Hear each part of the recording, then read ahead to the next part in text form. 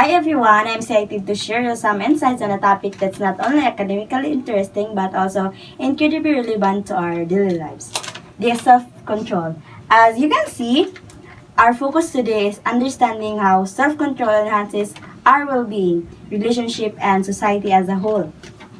So the first is what self-control or the definition, the energy to control impulses. So let's start with the basic rather. What exactly is the self-control? It essence, it also mental energy we use to manage our impulses. For example, for me, gusto paliton na mga gamit just like dress or sandals. Pero kailangan ako magtipid, especially kay gaboard ko, nya layo akong parents sa ako Sa self-control, mag-control sa imo or sa ako nga mag-stick sa imo mga saving plan. It's built in a three key components which is a standard, monitoring, and strength. Which is the standard is the knowing what expected and right. Which is makabalo ka kung unsa ang kahinatnan o ang sakto.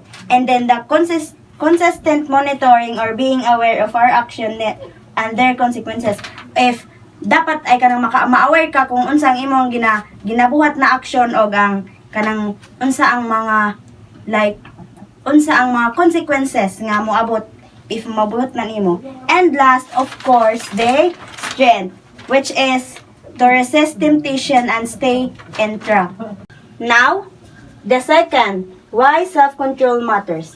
Now, why self-control is so crucial for our personal well-being? Well, research consistently shows that individuals with strong self-control tend to experience better health outcomes, both physically and mentally.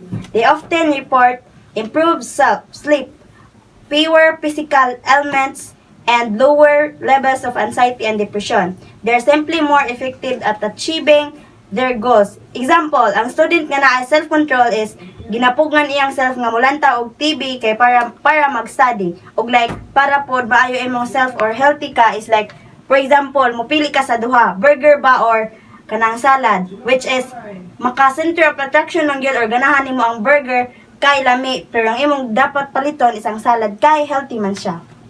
Third is why self-control matters. Self-control plays a pivotal role in building and maintaining healthy relationship. People naturally gravitate towards those they can trust and rely on. Self-control individuals are typically more forgiving, handle conflict constructively, and demonstrate a greater commitment to the relationships. Like example, na kay best friend, then kanang gisultian nimo siya sa imong mga secret, which we all know nga ang secret is kanang dapat dili isaba sa tanan or dili isaba sa bisag kinsa kay kamura duha ang nakabalo kay secret lagi. And ang imong best friend is accidentally nasaba niya sa iyang best friend pod ang imong secret. Instead nga masuko ka or malain ka sa iya, ang self-control is kanang mag-address nga magpakalma sa imo og maka-understand their perspective rather than reacting with anger and resentment. The fourth is self-control versus IQ. Duckworth and Seligman 2005 study. Self-control is more than IQ in predicting academic achievement, and self-control can be improved, which is zooming out to a broader perspective. Self-control is a fundamental for creating productive and driving societies.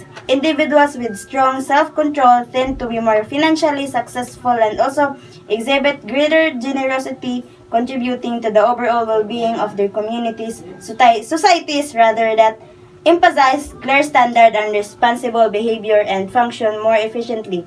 For example, nakakita ako og video sa YouTube nga dito daw sa Davao is ang mga tao is disiplinado, just like dapat mosunod ka sa ilahang traffic laws. Kung dili ka mosunod makabayad ka or mapinaltihan ka. And last or kung ang lain pa nga example para mas masabtan is ikaw nag-participate ka, imuha lang nga own nga nag-participate ka sa cleanup drive para pud sa inyong community and this collective self-control creates a safer, cleaner, and more harmonious environment. The fourth is the self-control versus IQ, which is study siya ni Duckworth and Seligman sa una sa 2005. Ang self-control is more than IQ in predicting academic achievement. Self-control can be improved, which is interesting part. Research suggests that the self-control can be even more predictive of success than IQ. A notable study by Duckworth and Seligman in 2005 demonstrated that self-control was a stronger determinant of academic achievement than intelligence. The best part, unlike IQ, which is relatively fixed, self-control can be developed and strengthened through practice and conscious efforts. For example, even if ikaw is dili like naturally gifted student, like bright kaayo, dili na need mag-study because kabalo na ka ana, dili ka dali malimot sa mga lessons. Pero if mag-practice ka o magkugi ka mag-study or magkugi ka mag-study, ang self-discipline in your studies mag-lead jud og remarkable academic progress, even though hinay-hinay basta kay kanunay. Inana ang self-control versus IQ. And here's a real-world impact, which is environmental responsibility, na ay duha ka studies which is waste management and sustainable practices.